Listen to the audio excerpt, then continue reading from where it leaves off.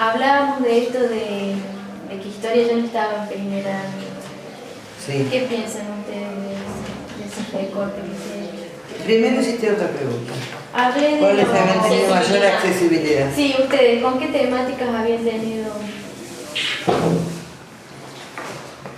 En general, yo no, en el ejercicio de la docencia no he tenido problemas, como para decirte, con este tema anduve mejor o peor, porque yo estoy absolutamente convencida que el aula es un espacio soberano, en donde una vez que se cerró la puerta, el docente, que está seguro de sí mismo, que ha estudiado, que tiene que estudiar toda la vida, hasta el día que se jubila, y después le queda como un vicio seguir estudiando, ese docente va a trabajar los contenidos de la currícula teniendo en cuenta el grupo, porque todos los años tenemos grupos diferentes, niveles diferentes, chicos con intereses diferentes, aportes que hacen los alumnos que nos permiten aprender a nosotros cosas que no sabemos y salimos a buscarlas juntos.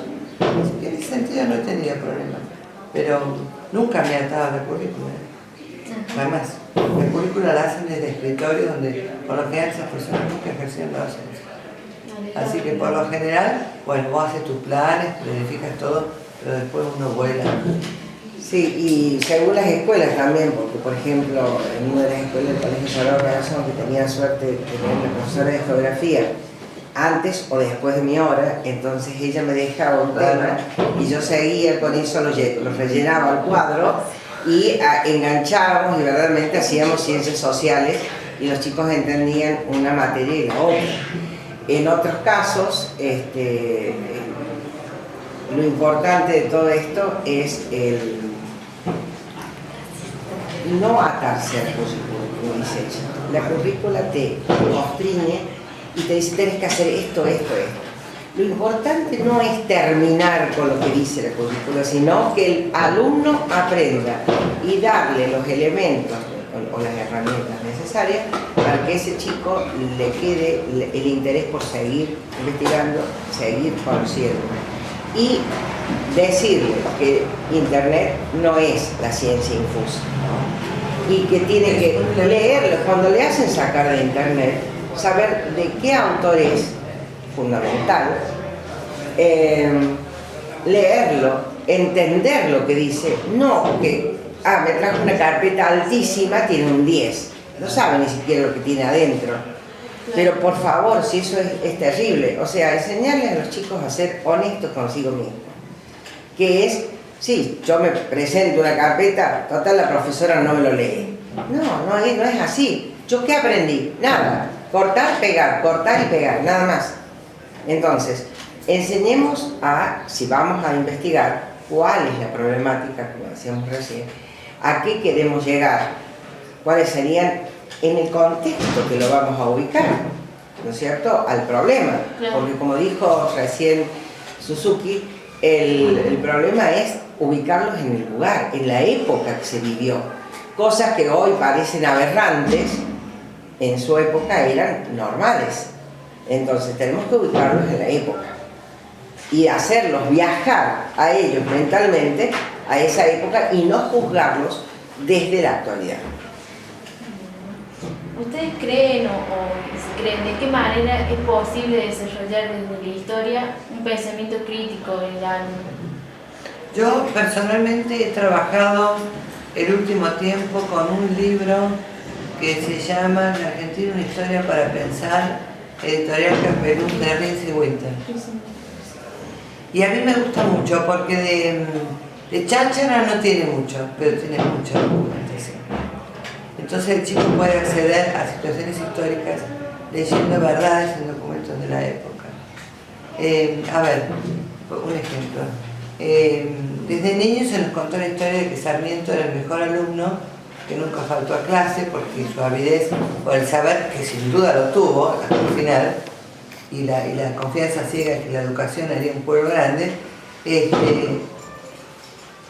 una historia edulcorada, después leí Recuerdos de Provincia, y él cuenta que era un niño absolutamente normal, que le copiaba las respuestas que decía por lo bajo su amigo Antonino Verastay, levantaba la mano y quedaba como un duque delante de la maestra dando la respuesta adecuada, que le acababa de escuchar de su compañero. las cartas, por ejemplo, están en el Rey de Winter, las cartas de Moreno y su mujer, cartas que nunca llegaron, donde vos ves como ya estaba decidido que Moreno iba a tener que morir. Él le dice, ella le dice, dicen que los de Saavedra dicen que no vas a beber nunca más agua del Río de la Plata. Y ella le contesta, pero Moreno, amado de mi corazón, con el agua del aljibe no se alcanza. Entonces la documentación es muy importante con los chicos más grandes. Y graduándola después, hay en Historia Argentina, no me acuerdo de qué editorial es, la historia en mis documentos. Centro Editor. 1, 2 y 3. Centro Editor. Sí, hermoso. Sin desperdicio. Porque ahí lees lo que decían los ingleses que viajaban comerciando por la Pampa, cómo era el gaucho, las costumbres, los hábitos, lees las declaraciones de Guido respecto de cómo estaba integrada la masonería de la Logia de Lautaro. Bueno, todo eso en los libros no está. Y son breves, no son largos. Con eso sí se puede trabajar y se puede investigar. Tiene muchas fuentes en ese libro.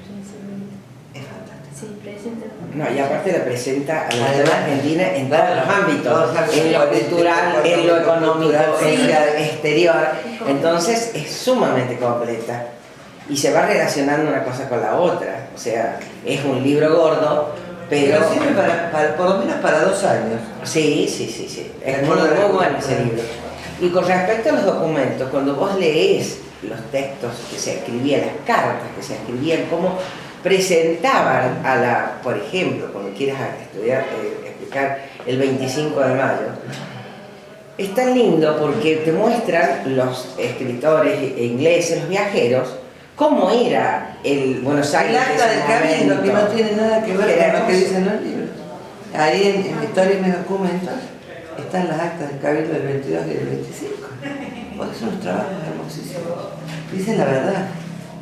Entonces ahí uno, y aparte se empapa de lo que se vivió en ese momento y cómo era el ambiente que se estaba viviendo, cuál era la ciudad, porque el chico imagina Buenos Aires como lo conoce ahora a través de la televisión, si es que no lo conoce personalmente. Claro. No era ese Buenos Aires, no era ese el puerto, cuál era la realidad. Entonces cuando vos a través del cuento, o sea de la narración, le vas ubicando geográfica y temporalmente cómo fueron las invasiones inglesas, cómo fue ¿Por qué? el por qué, sí, el por qué se dio el 25 de mayo, pero ese 25 de mayo que no tiene nada que ver solamente acá, sino que tiene toda su relación con Europa y toda su relación con Napoleón y toda su relación con la Revolución Francesa. Y el Alto Perú. Entonces, Porque ahí todas empezó, esas cosas. Empezó el Alto Perú. Y fue bajando. Y los que se formaban en Chuquisaca ya traían las ideas. Y después estalla por Buenos Aires por intereses económicos sobre todo, el foco revolucionario. Pero la revolución se va gestando en el Alto Perú. Y yo digo, me me adelanto un poquito más, la revolución se fue gestando del siglo XVIII, ¿no? Claro, Las nuevas ideas, claro. por eso No hay revolución sin de las ideas. nuevas ideas. Eso fue la bisagra de la historia, ¿no? Esos pensadores que después llevaron a la concreción de todos los hechos más importantes que se dieron y que se siguen dando en la actualidad. ¿Qué recursos ustedes mencionaron? El manual, el mapa, ¿qué otros recursos emplean para Yo usé la muchas enseñanza? películas. Tengo la colección Clarín, con perdón de los que no quieren a Clarín. En esa época no estaba esta disputa entre el gobierno de turno y Clarín. Tengo la historia del siglo XX en cassette. Ahora tengo que hacer un gasto y pasarla al DVD porque ya no hay caseteras. Ahora vuelve Y otra vez a es todo documental, así Y no que es se fabuloso. editó en CD. ¿Eh? No se editó en CD. No, pero yo averigüé, sale por lo menos 50 pesos cada uno. Yo le ofrecí a Cecilia, como es más joven y está en actividad, otro miembro de la Junta, ella le va a dar más uso, nosotros ahora no tantos. Le digo, yo te lo regalo, vos lo vas pasando a CD y después si hay alguna necesidad lo pasamos. Mira, vos le pasás la misión a un grupo de alumnos y no tenés que explicarle más nada a los jesuitas.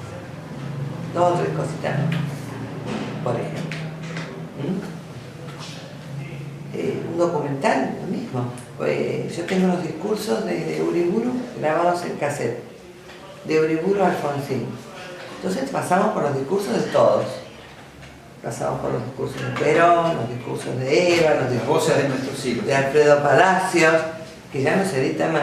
A los que tenés una chanchita para escuchar cassette, no hay problema. La República Perdida 1, la República Perdida 2, que son películas. Que al chico se entra a través de la imagen. Que viven en una cultura de imagen ahora, Claro. los chicos. Es una imagen en blanco y negro, pero nunca más se le olvidan esas cosas. Lo situás en el lugar. Entonces, si vos previamente has explicado los temas, no dejarle ver la película sin haberlo explicado, explicar. Soy de la vieja usanza.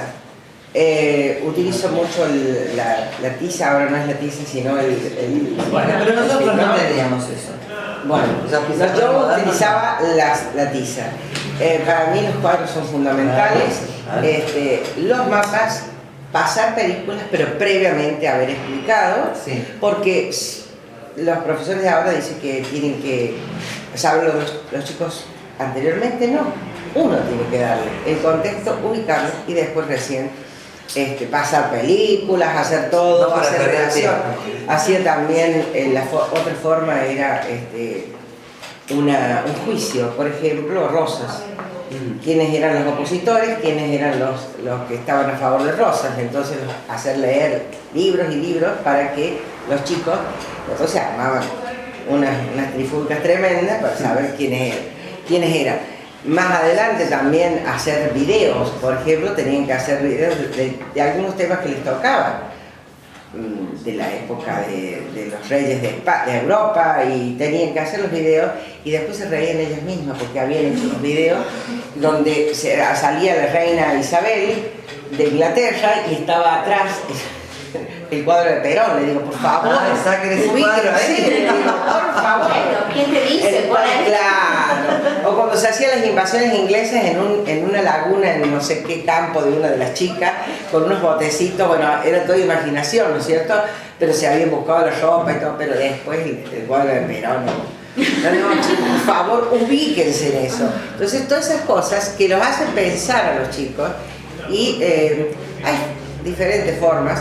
También me gustaba, porque no es solamente tomar la evaluación de memoria, qué es lo que tiene, sino que lo pueden expresar de acuerdo a las características de cada uno. Hay chicos que tienen mucha facilidad para escribir o para dibujar. Y me hacían unas historietas maravillosas, pero teniendo como fundamento la parte histórica, ¿no es cierto?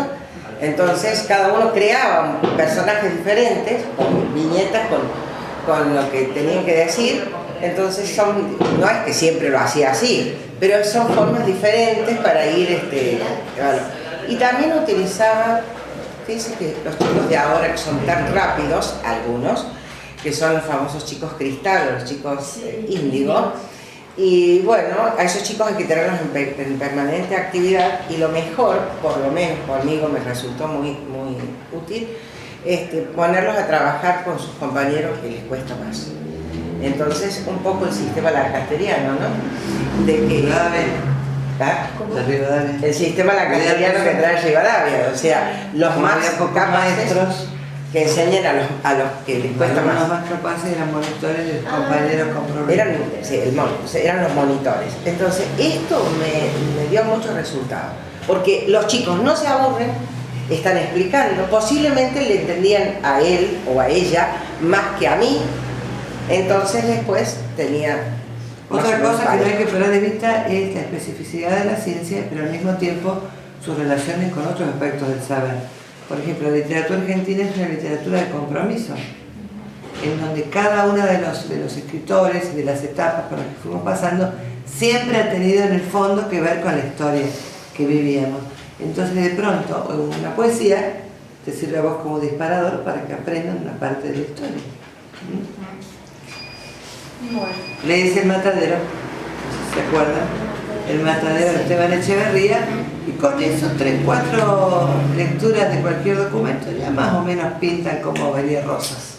Claro, Sí, como para sacar indicios de la época. claro, ahí está, es eso, que saquen La no película que repitan Camila, lo que dice el libro. la película Camila, por ejemplo, es muy buena, para eso también, la alianza del poder político con la iglesia, ahora, la sociedad pacata, todas las costumbres de la época, A veces hay que tener cuidado porque hay películas que son fantásticas como Camila, pero tienen escenas eróticas, en donde por ahí cuando estás trabajando con adolescentes de forma mixta, te puede llegar a complicar un poco la cosa. Depende de a qué edad. No porque no hayan vivido ya estas experiencias, porque ahora se inician muy jóvenes, pero por ahí hay alguna escenita, te digo, esa película como cualquier otra, Sí. que puede llevar a... Bueno, el tema de, les tocó dar el tema de la historia reciente, los dictadores militares. Yo lo he dado. Hemos trabajado con revistas, Ajá. hemos trabajado con diarios de la época, porque en los libros todavía hay poco. Hay bibliografía así específica que sobre todo se ha acentuado en la última década. Pro y contra, interesante, yo me he comprado ambas. Por empezar hay que aclarar el concepto de que es una dictadura. Después hay que empezar cuándo comenzó el militarismo en Argentina y por qué. Hay que aclararles y hacerles estudiar que Perón fue militar y concibió el poder como una estructura fascista porque él era un gran admirador de la idea de Mussolini. Y todo va bajando, bajando, bajando. Después hay que explicarles que muchos civiles fueron, no vamos a decir colaboracionistas porque es una palabra como la de la guerra, pero estaban de acuerdo. Entonces hubo golpes y hubo pseudo revoluciones. La revolución del 55, me acuerdo de lo que le dijiste a Hugo el otro día, fue una revolución entre comillas porque en realidad cambiarse, lo único que se cambió fue volver a la constitución anterior, que Perón había reformado en el 49, no hubo cambios de fondo, hubo desacuerdos, inclusive en los revolucionarios. Le podríamos llamar revolución porque fue cívico-militar, había comandos civiles, en Córdoba, acá también, mucha gente, toda la intelectualidad de Villa Dolores presa, está en los diarios, no se lo contás, volvemos a el diario, si vos se lo contás puede ser un verso tuyo. Bueno. Y así bajando, bajando hasta lo que fue el militarismo en Argentina y en América, porque teníamos gobiernos militares todos, Chile, Paraguay, Venezuela, Ecuador, Uruguay, todos teníamos gobiernos. Y todo el fenómeno latinoamericano de la guerrilla, o grupos revolucionarios, o como te guste llamarle, fue un fenómeno latinoamericano. Claro, pero eso por eso que En medio de la Guerra Fría, en fin, todo eso hay que enfocarlo, ¿no? hay que entender que todo nace acá en América después de la Revolución Cubana, en el 59. O sea que ¿por qué se empieza A ustedes miren la polémica que se ha quedado con Ivo Cucharida, que dice que a todos los ladrones y chorros hay que darles cárcel y si no, que mueran en su causa, es decir, un chumbazo, un corchazo, dice él. Y va por todos los programas diciendo está en contra de la inseguridad.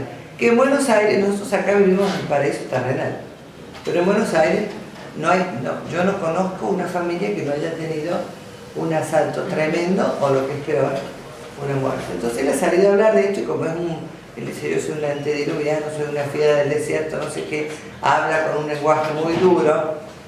Bueno, y le han salido, por supuesto, sobre todo oficialistas, en contra porque no quieren reconocer la inseguridad que hay. Ay, pero le iba a decir otra cosa, por eso saqué el ejemplo de Cucharida.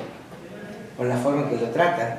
Pero, hasta que te acuerdes. Con la cubana, empezó con la revolución cubana. Porque anoche escucho un flash de algún programa, porque estaba en muchos programas, en donde dice, ¿ustedes saben lo que hacía el Che? Si se encontraba con un soldado de él o un partidario de él que le hacía a una chica lo que le han hecho a esta, que la han matado, la han violado. Gatillo hacia Gerard. Y fusil. ¿Te das cuenta?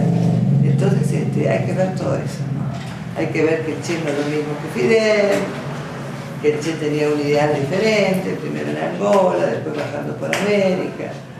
En fin, hay que ver si Cuba, para los que aman Cuba, eso no es una dictadura, es una democracia o no, porque Fidel gobierna desde el 59. Entonces, ¿qué nombre le ponemos?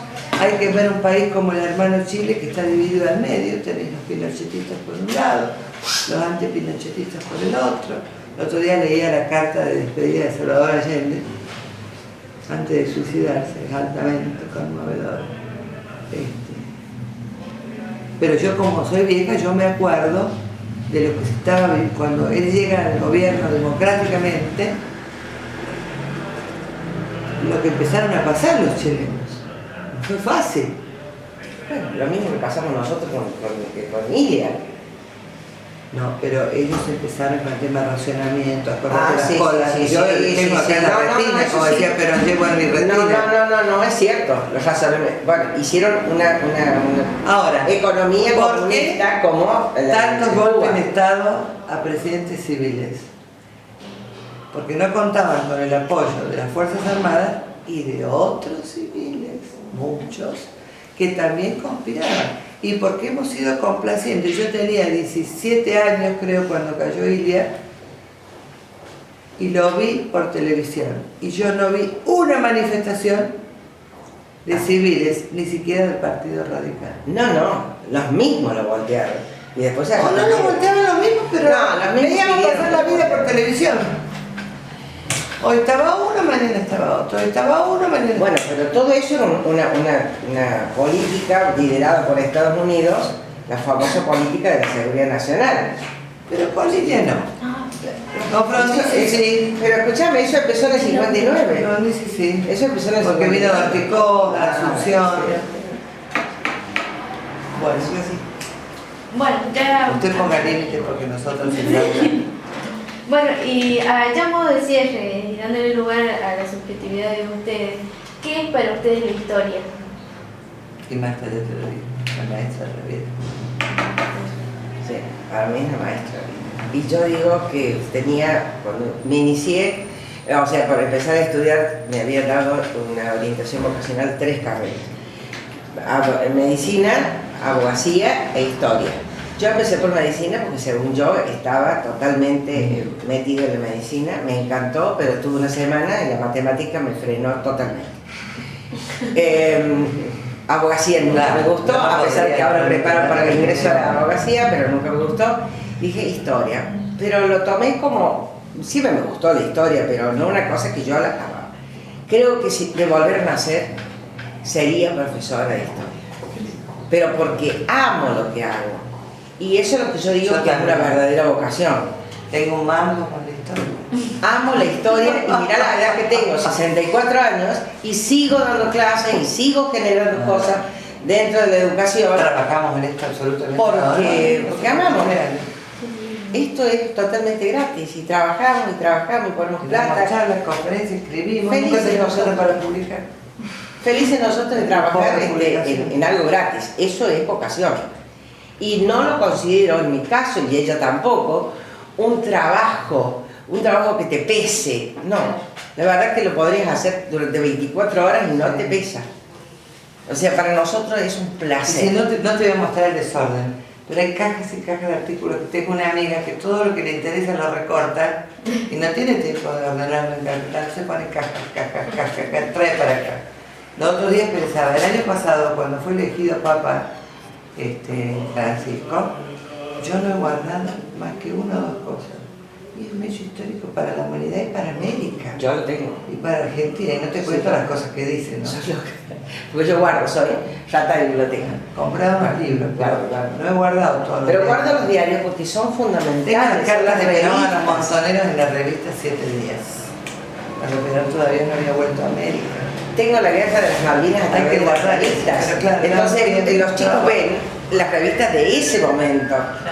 Tengo el golpe militar del 76 en la revista del 76. Yo tengo la grabación de la El guerra de colorcito Malvinas. ese que ya es histórico. Estamos ganando, hemos hundido no sé Ah, cuántas no, es fragatas. terrible, terrible. Dios Es mío. ese triunfalismo que nos vendieron a través de los medios de comunicación, ¿no? Bueno. Pero como ustedes verán, amamos la historia. Nos ponen a hablar de historia y podemos estar 3 días seguidos. Con decirte que cuando se funda el profesorado de historia, se refunda porque lo habían cerrado de Venezuela, las dos ya jubiladas, hablando con el directivo y demás, ya nos íbamos a largar a dar clase pocas horas, tampoco la cuestión de matarse, porque para eso estamos en otra etapa de la vida, pensando que le teníamos que dar a los alumnos todo esto que vos tenés adentro, que no sabés por dónde canalizar. Pero el cura que estaba en ese momento no nos quiso hacer un contrato, que en realidad podría haber hecho, aunque estaban cuidados un contratito porque era una escuela privada. O sea, el cadena tenía contrato, ¿no? Bueno, poco para que hubiera un poco de lo viejo y un poco de lo nuevo, porque de ahí se crece, ¿no? Me refiero a las profes más viejas, profes más nuevas. Hubo un proyecto a nivel provincial de que se iba a buscar a los profesores que querían, jubilados ya, en diferentes áreas, para que mostraran, eso que están haciendo ustedes, mostraran la forma de enseñar y entre todos hacer una nueva enseñanza, porque se está haciendo agua por todos lados, en todas las materias. El no usar libros es un disparate. Hay dos materias que no usar libros es un disparate, historia y literatura. Y muchos profesores dictan, llegan y están. Y después exigen exactamente lo que ellos han dictado. Y guardo con que digan otra cosa. Hay que hurgar. Hay que llevarlos a los archivos. Poco hay acá, pero hay. ¿Acá se puede ver, está abierto al público? ¿Sí? No. Nosotros tenemos teléfonos y ustedes nos avisan porque no tenemos, tendríamos que tener una secretaria, no tenemos secretaria porque no nos pagan, entonces por eso está tan desordenado, tenemos más o menos, pero tendríamos que estar las 24 horas trabajando acá. Pero realmente este cuadernito es el cuadernito donde vamos evacuando todas las conductas que nos hacen. Profesores, padres, alumnos, anotando. Si nos llaman, pedimos. Un consejo cortito de cada una para las futuras generaciones de profesores. Un consejo para todos los docentes: amen la historia, amen lo que ustedes han elegido para seguir como docentes, porque como dijo Suzuki, nadie da lo que no conoce. Entonces cuando uno lo ama y lo dice con tanto fervor y pasión, indudablemente que hasta el más frío de los alumnos le queda. Eso es muy importante. No repitan lo que dice el libro y se limitan a eso. Entran y saben, porque el alumno lo percibe. El alumno se da cuenta y después, hablando con los chicos, que ahora yo los tengo como para prepararlos para el ingreso, me dice, fulanita de tal, viene, da la clase y se va. La otra se pone a hacer, o sea, le sacan todos los detalles a los profesores. Y hay otros que son jóvenes que con mucha pasión van y los engancha y los tiene callados.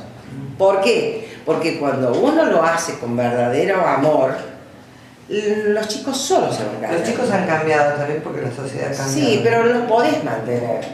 Yo hace poco he dado una charla para todo sobre los partidos políticos en la escuela normal, en el salón de actos, que es inmenso, que eran todos los sextos años de la mañana, que eran 4, más los chicos del profesorado de geografía, creo.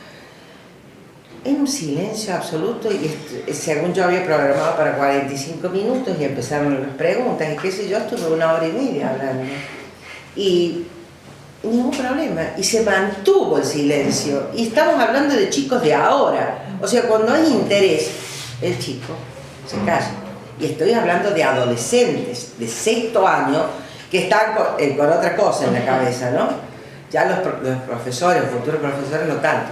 Entonces yo creo que cuando vos te plantas y verdaderamente sos el profesor dentro del aula y no el que los chicos perciben que es la joda, entonces podés imponer. Se impone solo el profesor, pero todo es respetando al otro, ¿sí? Porque yo soy el que educo y el otro es el que viene a aprender. Entonces en mi función es enseñar, no mandarlos a investigar, falsamente investigar, sino les dan una pregunta que sale exactamente en el libro, o sea, han utilizado, es tan fácil seguir la secuencia, eso no es investigar, por favor. ¿Por qué? Porque estoy hablando de un profesor que se sabe el librito ese y nada más, y los chicos se dan cuenta.